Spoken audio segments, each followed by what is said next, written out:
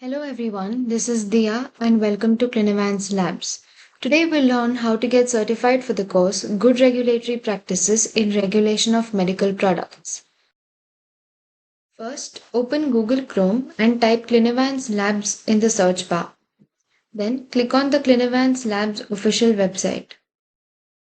On the left side, you'll find a few options. Click on Communities and then click on Pharma Jobs and Certificate. Scroll down to find the course titled Good Regulatory Practices in the Regulation of Medical Products and click on Get Certified Now. This will redirect you to the course page. On the course page, you'll find three main options: lecture recording, PowerPoint presentation or lecture handouts, and you can download your certificate here. Start by clicking on the lecture recording to watch the session. You can also click on PowerPoint presentation to download the lecture handouts.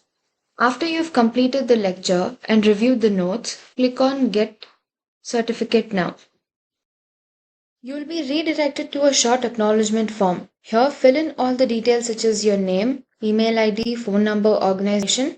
Once all the details are filled, click Submit.